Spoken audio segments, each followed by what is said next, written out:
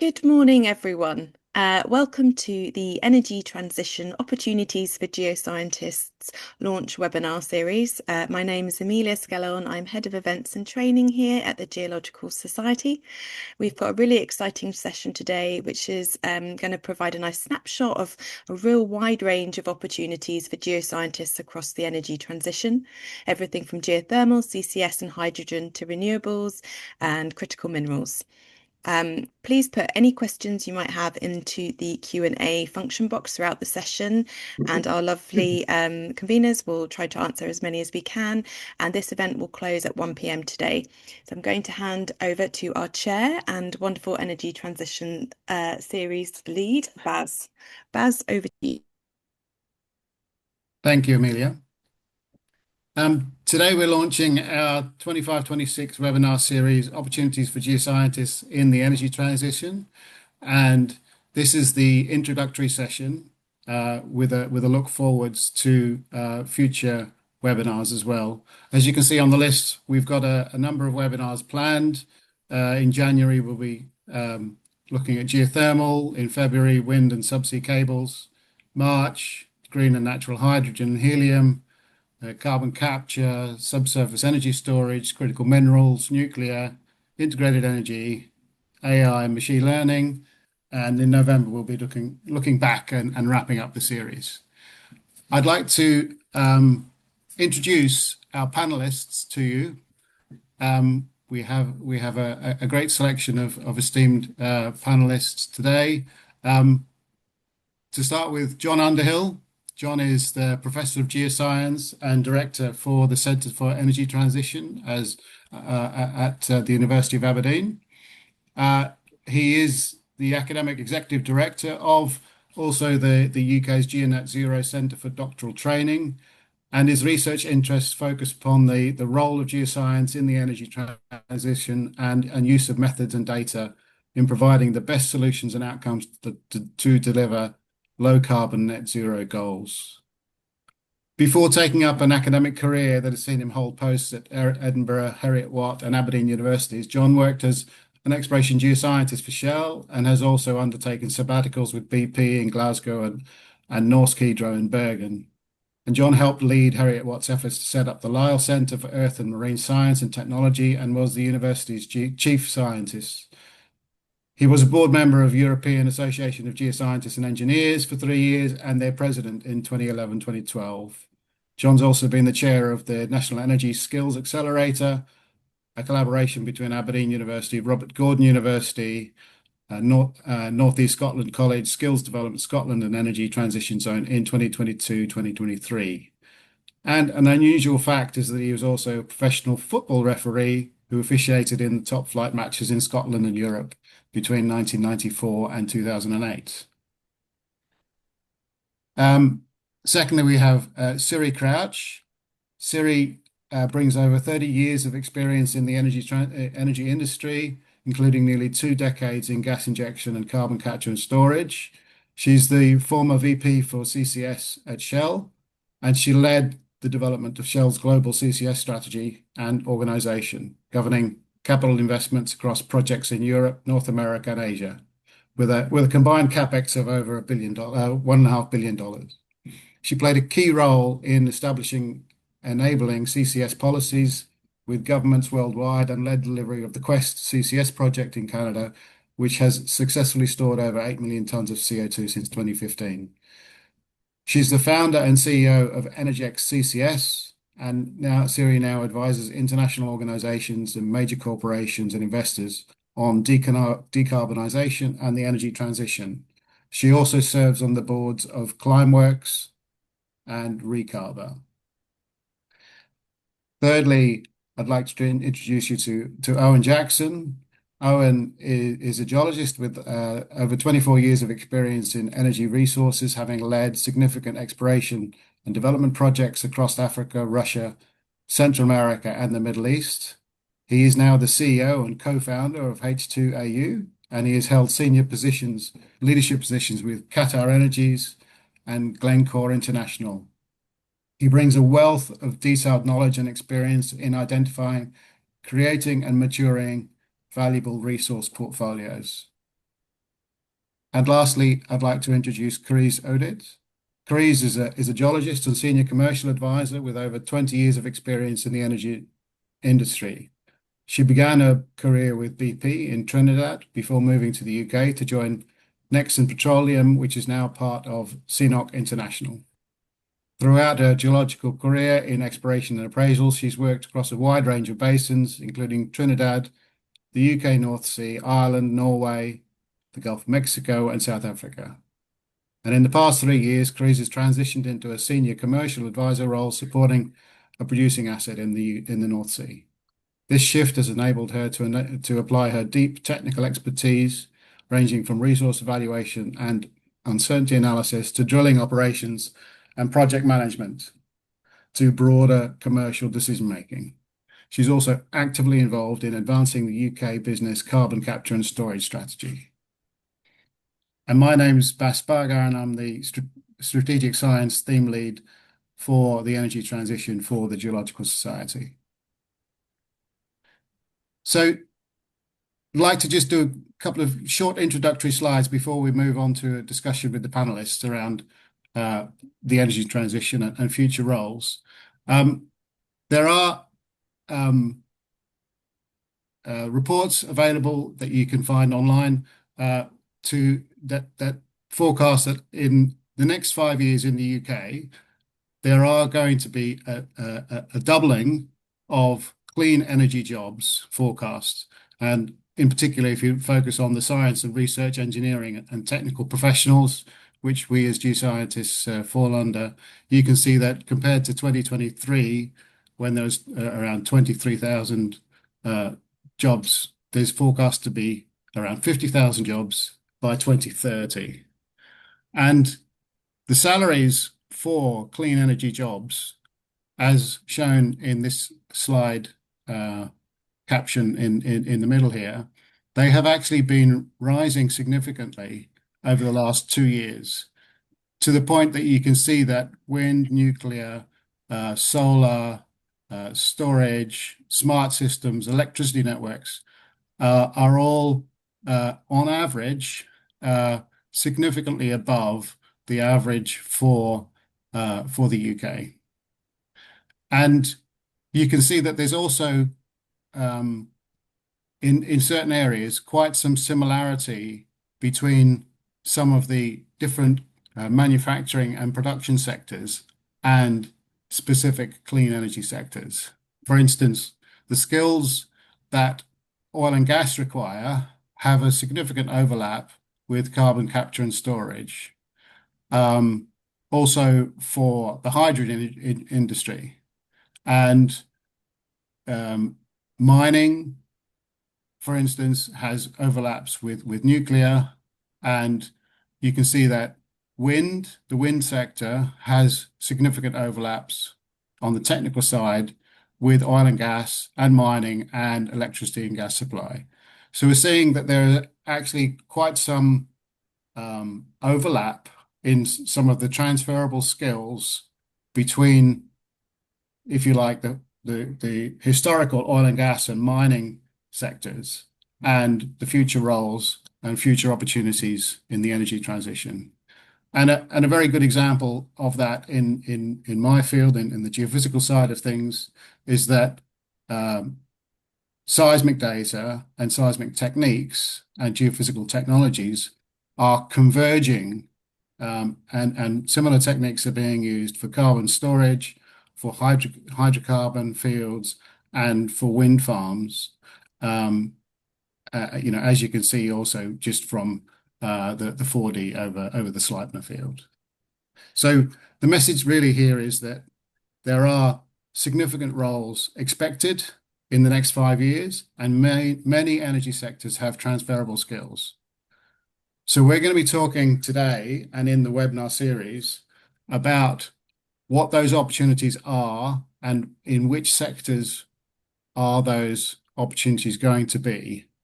Obviously, it's a multidisciplinary approach. There are different specializations in different areas, but we do see that there is a transition ongoing, and in some areas, very rapid uptake of roles from the oil and gas into solar and wind. And we're seeing growth in green and natural hydrogen. There is It looks like there's going to be a significant requirement for subsurface resources for enabling energy storage. I'm not just talking about batteries, but subsurface energy storage. Um, and of course, within the critical minerals industry, we've always needed geologists, but we're needing them more and more. And the skills in the carbon capture requirements, the subsurface skills required in carbon capture and storage and in geothermal and heat are quite significant. So I'd like to start with John. John, are you able to just give us an introduction to yourself in terms of, where and what you studied and why, and talk about the start of your career in the energy sector? Yeah, sure, Baz. Good afternoon, everybody, and it's a real pleasure to be here. To give you a bit of background, I originally did do geology at school. Got involved with it because I was fascinated, being the geek I am, with maps, and particularly geographical maps. And then my parents brought me a geological map of the Isle of Wight, myself off to try and work out why the hills were where they were and so on, and ended up getting a train to Sandown and walking to Brading on the east coast, and couldn't help but notice that some of the sedimentary rocks, instead of being horizontal as I'd read that they should be, were actually vertical. So therein started a sort of fascination with the interaction between landscape and the subsurface. And subsequently, living where I did near Portsmouth, there were vibra-sized trucks going over the hill when I was at school. And I thought, well, that's a bit curious. What are they? And realized that actually what they were doing is shooting sound waves into the subsurface and getting body scans of the Earth. So this was an opportunity to extend what I'd seen at the surface in the Isle of Wight and the geological and ordnance survey mapping into the subsurface. So I was hooked from a very early stage. was fortunate enough to be able to do geology as a O-level and an A-level, and went on to study it at university and to go on to do a PhD. And during the undergraduate, my undergraduate days, there was a geophysics module. You could specialize in the final year. So at the end of the day, I think I would call myself a sort of geophysically minded geologist and trying to integrate those things. I was fortunate enough when I was doing my PhD to be funded, not just by a research council, but also with a case industrial partner. So it gave me the chance to see a bit of industry as well, and ended up, as you said, joining Shell for a number of years and choosing to resign to take an academic career, which I've been doing over the last sort of 30 years, really, and find myself now in Aberdeen, having been on that northward drift from Edinburgh to here. So, what next? Don't know, but Stavanger. But that's my background and experience, and have enjoyed being involved as a sort of geophysical-minded geologist. So back in the day, geophysics was considered to be for physicists, and never the twain shall meet. There were parallel paths between geology and geophysics. I'm glad to say there's now that integration, and I would argue that geological mindset applied to geophysics is really, really important. And so some of those silos are broken down in the past, and I think what we'll get on to is how those disciplines or sub-disciplines can come to be used to best effect in the energy transition as well, with the skill sets. And that's what I'm seeing now in my current role at Aberdeen. Thank you. How we start to pivot and focus some of that forensic geoscience detective work for picking the right carbon storage sites for the right reasons. So making sure that we are confident that carbon dioxide will be stored in the subsurface and sealed in on geological timescales. Thinking about, hydrogen, where could that be stored? Think about geothermal and the role that it plays. You've touched upon critical minerals, so mining, sustainable mining, and how that comes into the picture. I could go on. I mean, I think the geology and geophysics is absolutely fundamental, though, to getting the right decision making in this space. Thanks, John. That's a great introduction. Very, very background. Siri, could you perhaps also give an introduction of yourself and what made you do what you do? I'm not certain I know that, but there we go. No, like John, I actually started off with a fascination of maps. Actually, physical geography was what I did to start with, but I was very keen on two aspects of it. The mapping side, but actually also when I learned about continental drift for the first time, and the idea that what we consider to be so stable is actually, the earth underneath our feet was moving around and bashing into each other, for me was fascinating, let's be honest. I then combined that and went much more into structural geology, was my interest, and actually hard rock geology. Shear hosted low gold deposits, was sponsored in my postgraduate at to do the comparison of the metamorphic grades of the Brazilian goldfields and those in Western Australia. How I ended up in the oil industry from there is a bit of a mystery, other than the gold price was down, the oil price was up when I graduated in the 80s. That took me into the oil and gas industry. Again, like John, I actually quickly moved from wanting to do just geology to combining it with geophysics. Actually ended up heading up Shell's integrated reservoir modeling group for a period of time, which to me is the whole, not only understanding the geology, but understanding how you start to model it and use that to understand the commercial aspects of it. Through that, took on looking at all the most difficult fields in the portfolio. That meant I started looking at enhanced oil recovery, both thermal and CO2 EOR. Once CCS became a thing, because I had a background already playing with CO2, I got asked actually if I would lead the project in Canada, the Quest project you mentioned in the introduction. And that was really how I got into the CCS space. but actually it built on all of the skill sets that I have built up over the 34 years that I've been working in this space. It builds on actually geochemistry, it builds on structural geology, it builds on the geophysics, plus all the integrated reservoir modeling of understanding where you expect the CO2 to move to. Brilliant. Thank you, Siri. Owen, could you introduce yourself and talk about, where you studied, what you studied, and what, Sure. where did you Yeah, start your career in the energy sector? sure. So, yeah, I guess maybe a little bit like Siri, I didn't have there was no geology at high school or A level. In fact, I really only became aware of it because I wanted to combine geography and science, and that's kind of where it went, which I think is fairly common these days still.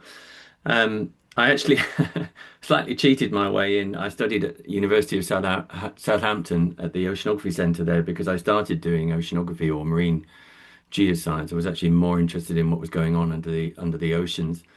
Very quickly realized there was far too much maths involved in oceanography, actually, to my liking, and swapped across to geology, which was perfect. Big processes, big systems, that's always been my thing. Continental margin, looking at really trying to piece together. I like it because there's a real detective piece to it, really. You're armed with a whole smattering of different data types and information, sometimes extremely sparse. And you're trying to come up with something that's several kilometers below your feet. So it's a very creative subject, as well as being a science. So then I got into my first foray was through marine seismic, actually, working all around the world. So that then brought in the travel element. And I think, most people come into the industry through some operational way, and that was mine. So leaving the shore and waving goodbye and going off on a boat for several weeks at a time was great. Now my focus is still very much trying to find things underground, just a different kind of thing, and hopefully with less and less carbon attached to it, but using still very much the same processes around play-based exploration, putting together a system through to a play, through to a prospect, and hopefully getting a drill in the ground. Thank you. That's great, Owen. Grease, how about yourself? Hi, good afternoon, everyone. Thanks for joining. I started my career in Trinidad. First did petroleum geoscience at the University of the West Indies, and you can imagine fieldwork in Trinidad and Tobago was quite different compared to fieldwork here, but I loved it, loved the rocks from the very beginning. That was the fascination for me. It was rocks. I'm definitely a geologist. And then I started working with BP, took a sabbatical, moved to the UK, and I landed on the south coast in October and thought, this is not this is not what fieldwork was. But I still loved it and did basin evolution and dynamics at Royal Holloway. So the focus at that time was really exploration. That's been my passion. I love it. It's the same thing as Owen was saying. It's like detective work, trying to figure out a story based on limited data but creating it anyway. And so I started my career mainly as an explorationist and really stayed that way for more than 15 years in predominantly exploration and appraisal. And then in 2020, there was quite a shift in our exploration team. Like it's got refocused, I would say.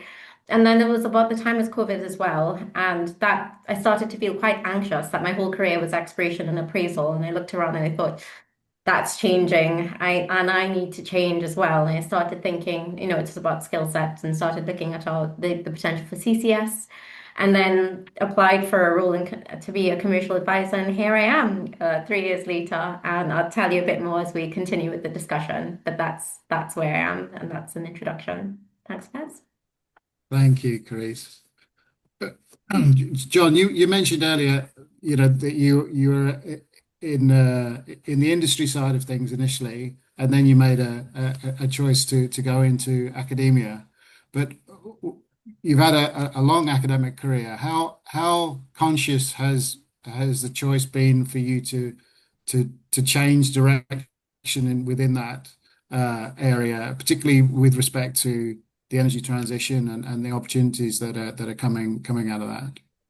Well, I might go back one stage, go too forward with that, Baz, because I think it is still worth saying that whether we like it or not, over 80% of our current energy consumption needs are still oil, gas, and coal. I mean, many people would not like that to be the case, but that is the inconvenient reality of the situation. And indeed, in the UK, 75% of our current energy consumption needs are still met by oil and gas, no longer coal.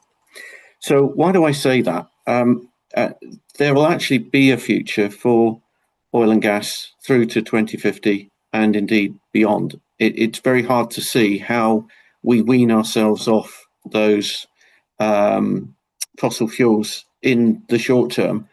And I think that that is worth stating because roles will still exist for those people who evaluate and appraise discoveries and indeed an exploration piece as well. They may not be very many in the UK, but in terms of globally, there will be.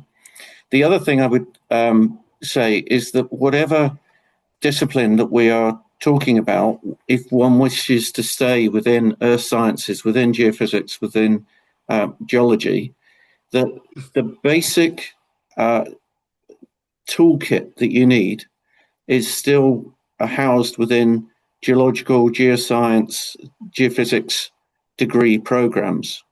And what one can do is pick up those tools, those methods, and deploy them all the way through from the oil and gas exploration production to secure storage of carbon dioxide through other forms of energy storage. So that might be gas storage, hydrogen storage, compressed air, development of onshore and offshore wind.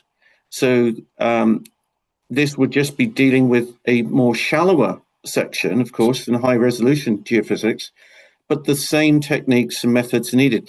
Nuclear waste sequestration, geothermal heating, cooling, power, and indeed other exploration and production methods. And Owen is on the call and mindful of this, that we've got helium, hydrogen, and the critical minerals overlap, lithium and geothermal waters, for example. So what I would emphasize is undertaking the right degree programs, getting the skill sets and honing those makes you more transferable, but also gives you the opportunity, should you so wish, to stay within the oil and gas space. And I would suggest that back in the day when we had COP26 in Glasgow, that was the sort of high watermark for thinking about climate adaptation, climate mitigation, and the application of geoscience into that environmental sphere. There is still a need for the reasons that I said in terms of how reliant we are still on oil and gas to do that evaluation and production responsibly and sustainably. And so we need good, high quality geoscientists within that space as well. Not always a comfortable thing to talk about in the transition, but I think it's worth painting that picture. And the final thing I'll just say before I hand on to others is the statistics that we've looked at, a degree in geology, earth science, or geophysics does not limit you to a job in geosciences. And in fact, around 80% of our earth science graduates now work outside geosciences after graduation, but not necessarily completely removed from geosciences. I'm seeing a lot more jobs, for instance, within investors, banks, and the like, that need, if they're going to invest in something, reliable, factual information on which to base an investment decision.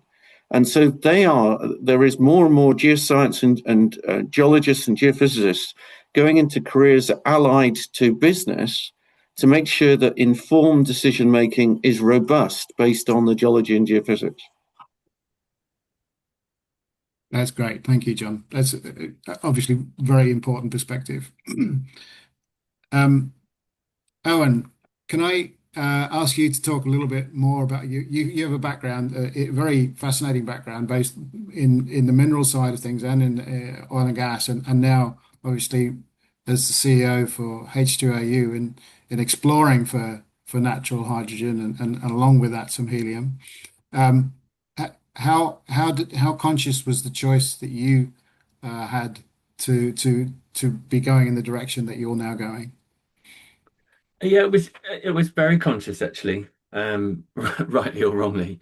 I think I came back from a spell overseas with Doha with Qatar Energies, which was a very exciting role.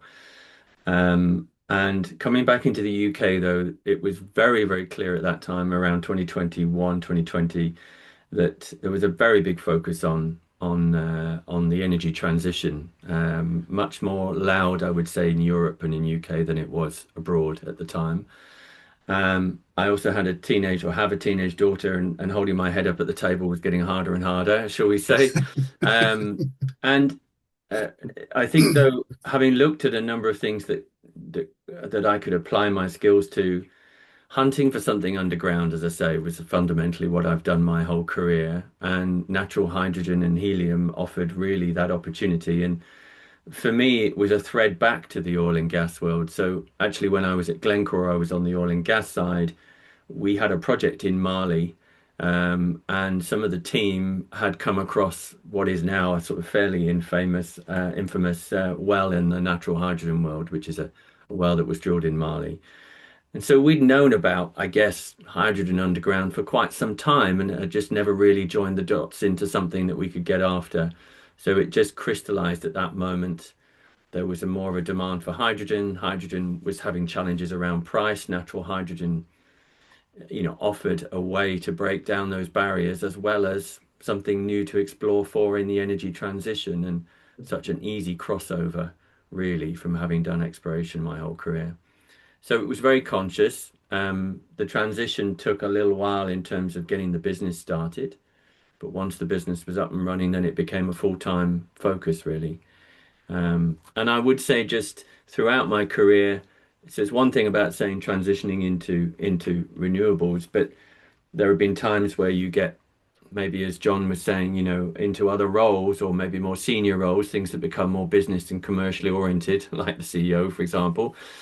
But I have made a conscious choice throughout that whole time to remain as technical as possible. And I think that's a strong thread to people to keep a focus on, is don't ever try and lose that sharpness. And you'd be surprised when pushed how quickly you can come back to it and it's still there. So don't be afraid that skills get rusty. They really don't, actually. I could see you nodding vigorously, Siri. How how how have you found your the change in roles yourself? Um, Well, if I'm honest, it was a bit about stay technical and keep your technical skills sharp. I know for a long time I was always considered to be on a technical career path, but actually having a really strong foundation in one area helps you actually with the broadening and pulling together integrated teams. So I actually went through not staying as a pure geoscientist, but even when I was still within an oil and gas company, I became what they call a front-end development manager. And then actually, like I say, VP development for all of Shell's upstream operated assets, and then jumped even further into pulling together all the strategy and all of the development scenarios for carbon capture and sequestration for Shell, before setting up a consultancy, if you like, in that space. But all of that is only really viable if you have a really strong technical foundation in one aspect of that. Now, that means that, you can bring something to the table, but equally it's being able to recognize what other people bring to the table. So for me, I've worked a lot with reservoir engineers, with facilities engineers, with equally the economists and that side of thing.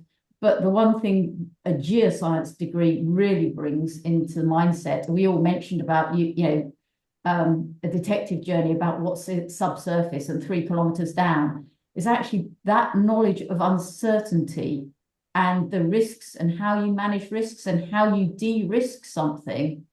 That actually is valid for almost any industry. John mentioned, working with banks, working with investors, but actually, you tend to find engineers like a hard number. Geoscientists are really used to working with ranges, and it may be A or it may be B, and how do I narrow that range down? And that, I think, is something that is unique for someone with that geoscience background and that experience of working with something you can't see. An engineer can touch something he builds, he can touch it in all directions. We have three or four little well control points, and then we have imagination and based on knowledge to fill in the gaps between that. But that I think is absolutely fundamental to bring into any sort of career that you go into.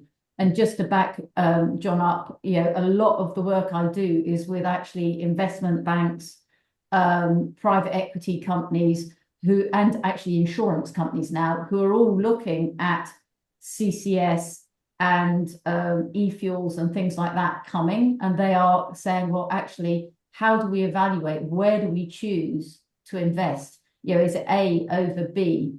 And they look to bring in these subsurface skills and knowledge base to help them make those sorts of investment decisions. Thank you, Siri. Are you also seeing any particular sectors that are growing actively from your perspective?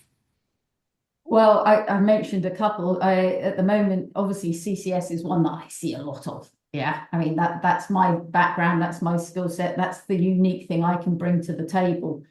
But actually, that also enables a lot of other things. You can't do DAX or BECS, so that DAX is direct air capture, but the CCS component is the permanence piece of it, sticking it back underground. BECS is energy from waste. And looking at the biological component of that. And to do that, you have to store it permanently to make the negative credits. And the negative credits are then being used in the CDR market. All of the big hyperscalers and data centers are looking at their increase to power and how do they get clean power. And again, that comes round to energy from waste with CCS. It comes down to gas to power with CCS. And yes, they are also looking at solar and wind, but because it's data centers, they need it to be stable, and they cannot do that just on wind and solar. So they need these decarbonized other power sources to underpin everything they're doing. And I also mentioned e-fuels and biofuels. Well, that's actually where you capture the CO2 and you smash it back together again with hydrogen to create artificial synthetic oil and gas effectively. So that is also where you take part of your CCS skill set and you apply it in a different area as well. Brilliant. Thank you. Chris, were there any new skills that you were required to actually find or acquire yourself when you were moving into your commercial role? So for me, I am undergoing this energy transition from within the oil and gas industry, and we all are really. It started and it's ongoing in the UK, and every country is at its own point in that transition. And the reason why I applied for this role was to develop and gain a new skill set. And I still consider myself a geologist, as everybody's been talking about. And what was interesting is I was able to transfer my geology skills into this role. And what's been a foundation is understanding our business, understanding the subsurface, understanding the language when I speak to partners and when I speak externally. So that was really helpful, that skill set, and being able to transfer project management, delivery, understanding plans, understanding schedules, being able to work with different the engineers, the subsurface people, as well as as understanding the economics of a business. All of that really mattered. But in terms of like formal training, I was able to do a negotiation course, and that was really helpful. But that was the only formal training. Otherwise, it was on the job, and it was problem solving from day one, and it is problem solving, and that's something geoscientists are very good at. And so I would advise that if you are a geoscientist within the energy industry, look within your organization to gain these skill sets, because that's what we're trying to do. We're trying to thrive within this energy industry during this transition within our organization, but also prepare ourselves for the next role that's going to come up, because these green energy roles are coming up. But until that point, just really work on skill sets and really work on opportunities that come up. So yeah. Thank you. Thank you. I'd like to come back to John again. The role that you have is obviously highly influential in terms of giving young geoscientists opportunities and education, but also advice about career opportunities when they leave university and move into the wider world. What are some of the pieces of advice that you would give to geoscientists who are wishing to have a long career in over the next 25, 30 years? What I do you think say to them? there have been changes, as all the other speakers have alluded to, as we go away from oil and gas towards the energy transition. And what that underlines is energy is a very dynamic sector. So it's really important that those are coming out from their undergraduate degrees and going on either to further degrees or into the workplace are adaptable and flexible. So that the way that I look at it, that jobs and roles shouldn't be defined as green or black, or indeed clean or dirty, but they are geoscience jobs. And all the sectors and applications will require very capable geoscientists through the energy transition and beyond. But in order to capitalize on that opportunity, then I think, as Siri has particularly underlined, that making sure that your skill sets are honed and up to a prerequisite level is really, really important. Then, secondly, I would say show your passion, be curious, demonstrate that you can work individually and meet deadlines, but also as part of a team and that you fit in with that. Obviously, build experience, seek internships, company sponsored projects, volunteering opportunities to gain understanding. And actually, persistence is key here. And I would say that if you look at the North Sea currently, and just the sector currently, we have got a number of people that are coming up towards the crew change, towards the end of their working life, many of whom were recruited in the sort of heyday of the North Sea and so on.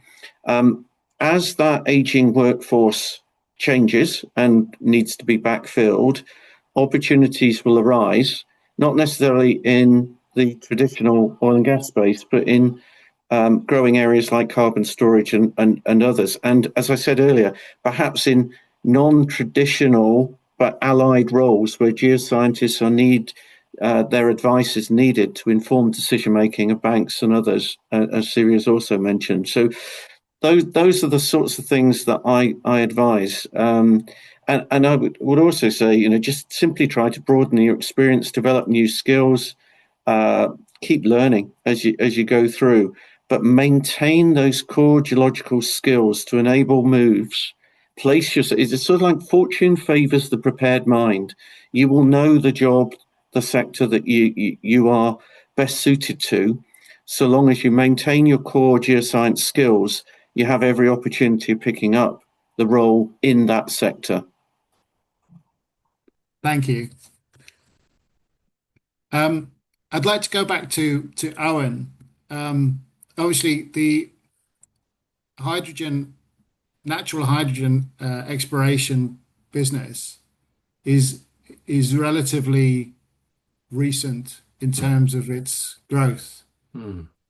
Where are you seeing opportunities for people to join that industry, both sort of geographically, but also, if you like,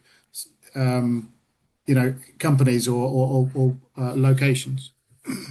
Yeah, look, I think this is true of the whole energy transition in geoscience. There's a huge variety now than perhaps just the petroleum system that may have governed certainly many decades before. And so, for example, I mean, I hadn't touched my Precambrian geology for a hell of a long time until I came into this. And now, if it's got I'm not interested unless it's got a G in front of it, and that used to scare the hell out of me.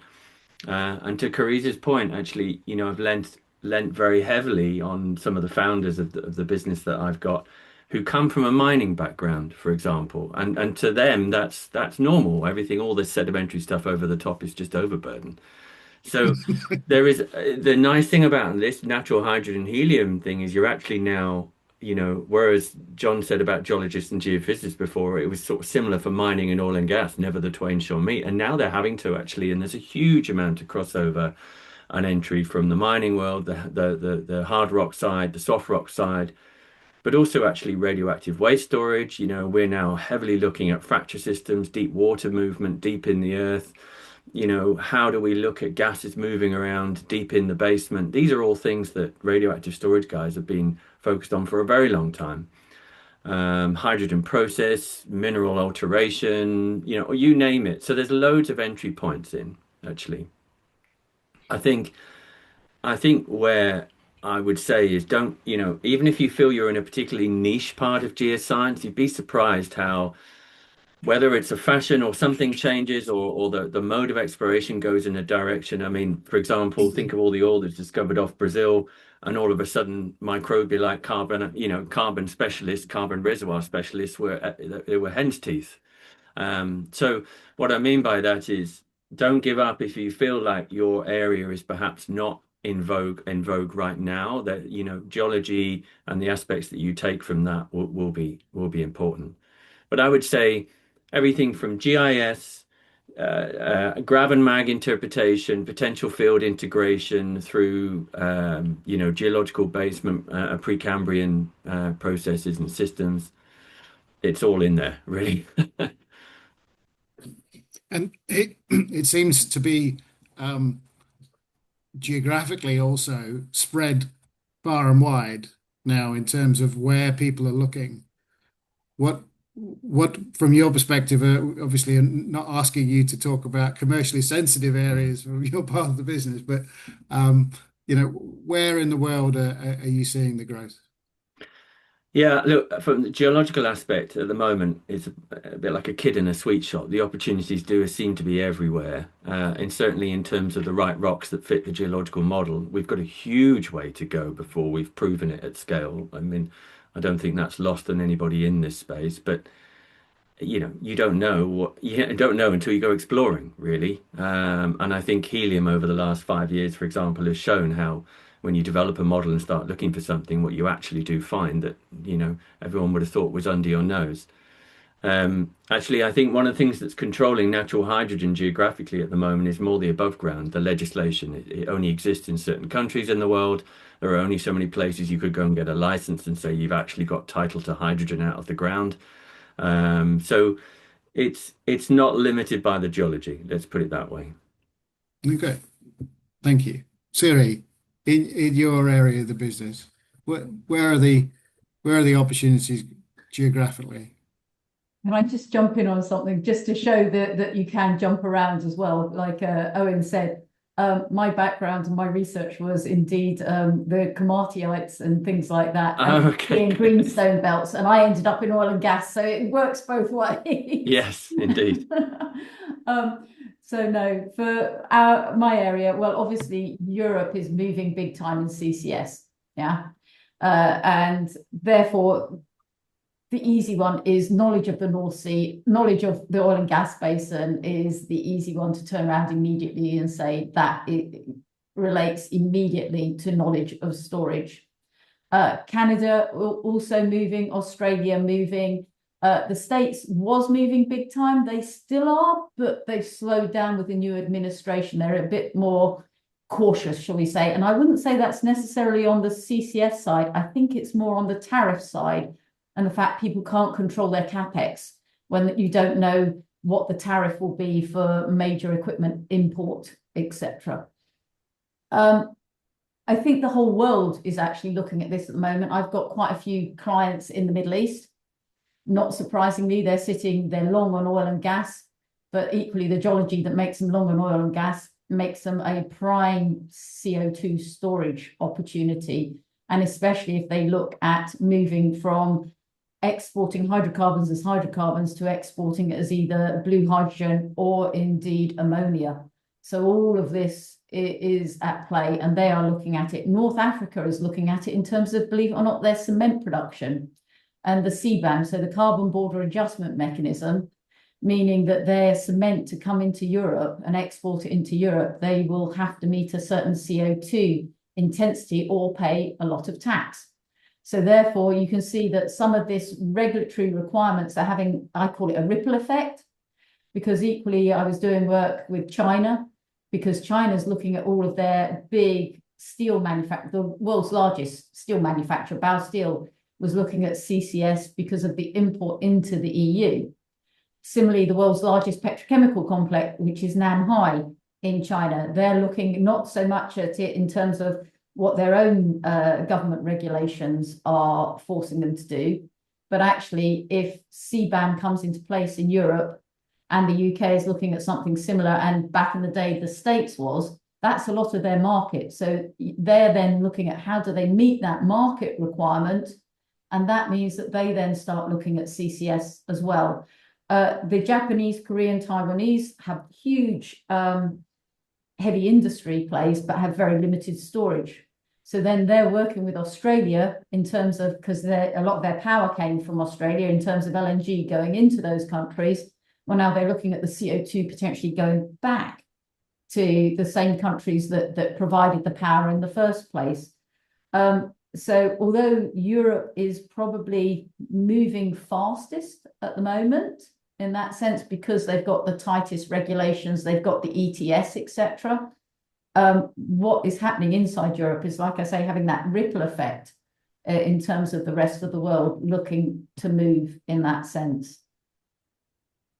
And so are people that wishing to be focusing on carbon capture or DAX or BECCS, do they need to be mobile, or is the UK already able to help support looking for opportunities worldwide?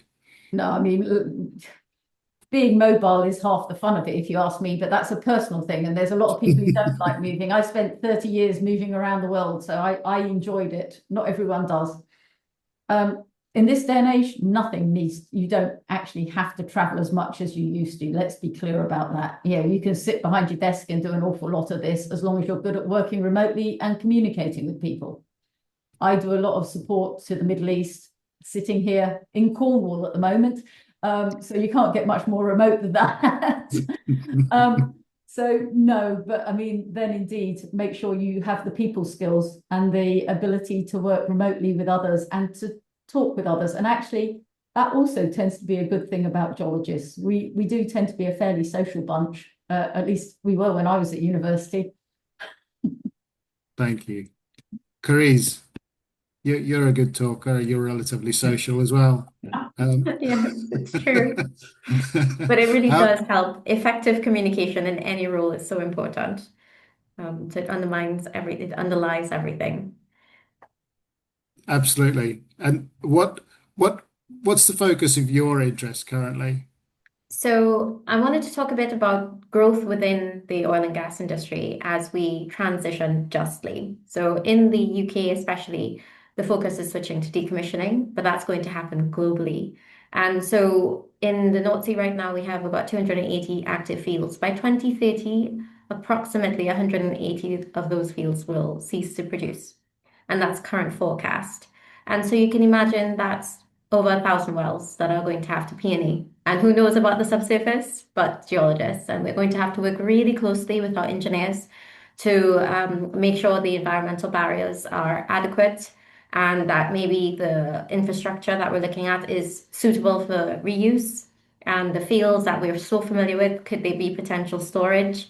So what I would say is that's a real growth area in the UK as well as in Europe. And our skill sets of the subsurface is going to play a big role. So that's something to focus in within your industry, within your companies. Thank you. Baz, I'm can going I to come just back on one of point that we course, didn't actually mention?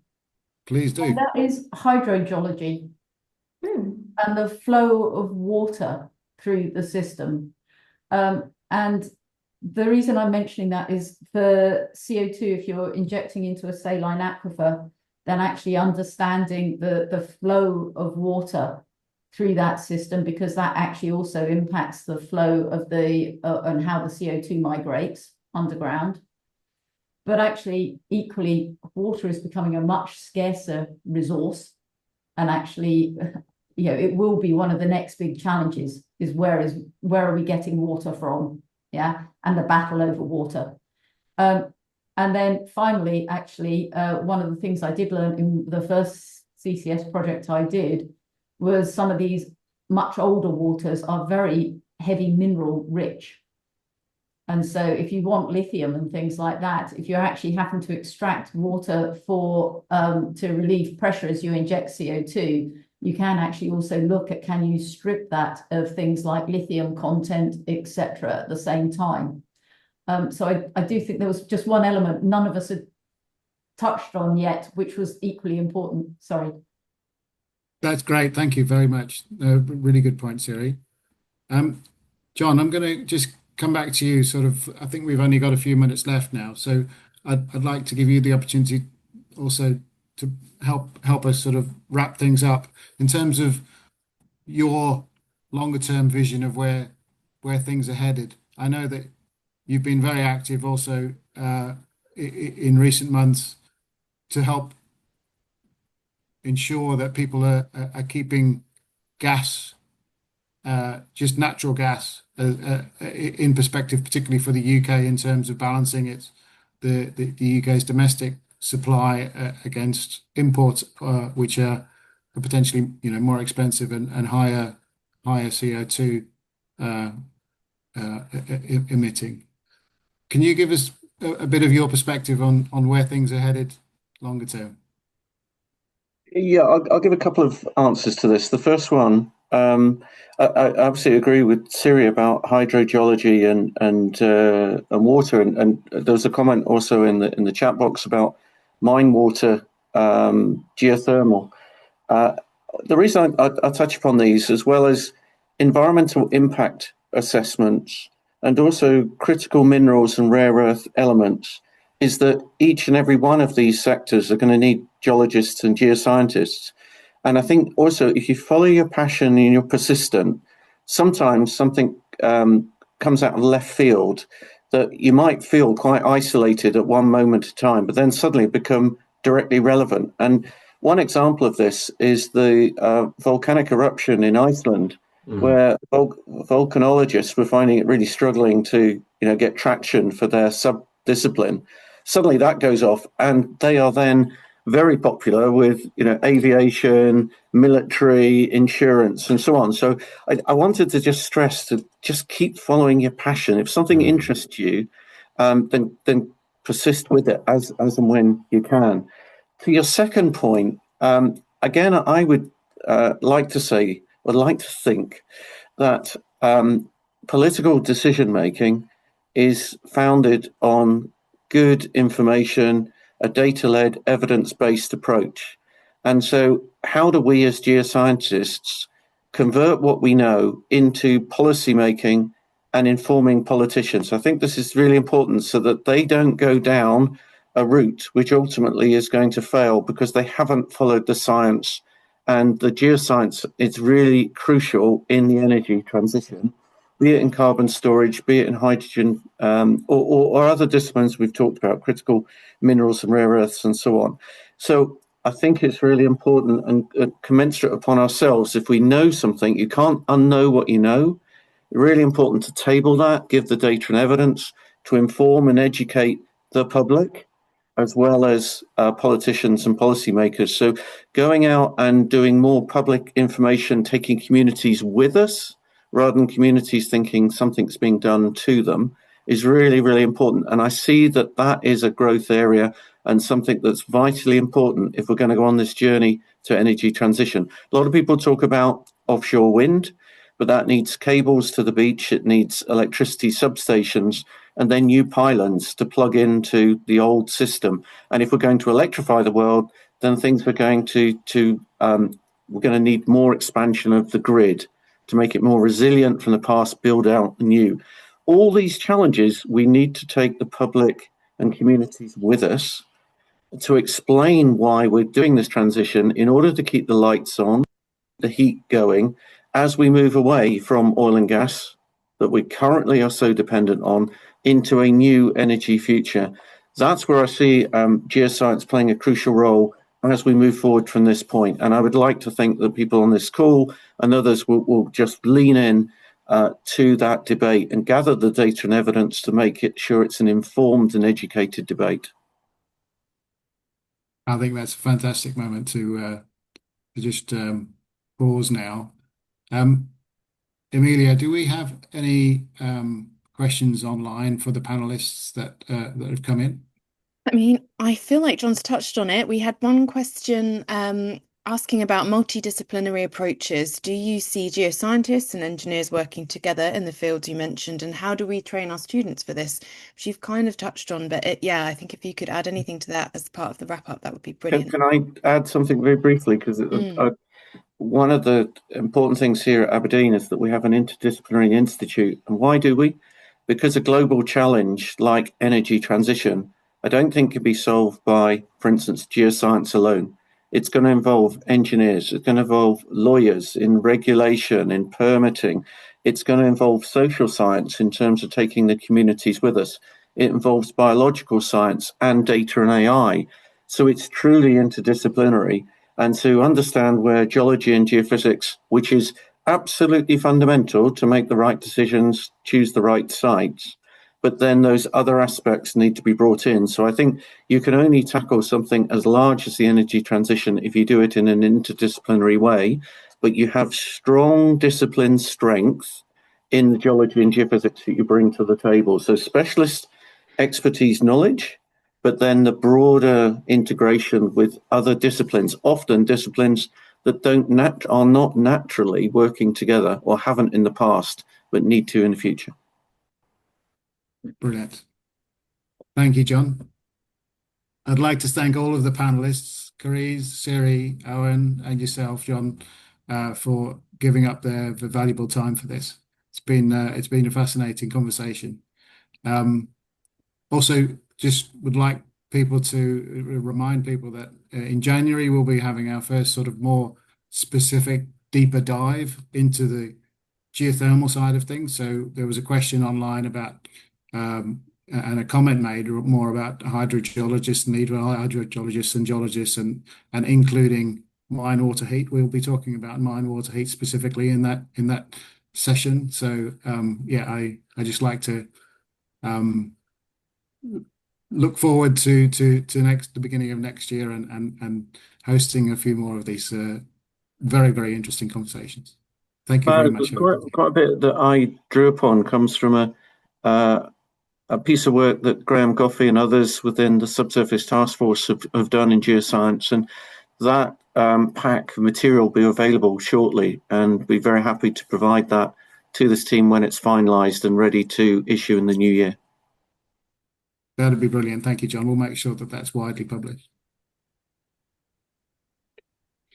Thank you. Okay, thank you. Thank you. Thank you, everybody. Thanks everyone for joining us today. I've just dropped the QR, so should you wish to sign up to the 15th of January geothermal webinar, it's just accessible here. And yeah, thanks again to everyone for their time today, and to you, Baz. And we hope to see you in January, and wishing you all a very merry festive season from the Society. Take care. Thanks, Amelia. Thanks, everybody. Thanks, Baz. Thanks, Baz, etc. Yeah. Yep. Cheers. Thanks, all. Thanks, everyone. It went really well. Great. Thank Are you. we staying online, Baz? Yes, yeah, let's do that. Have you stopped recording, Amelia?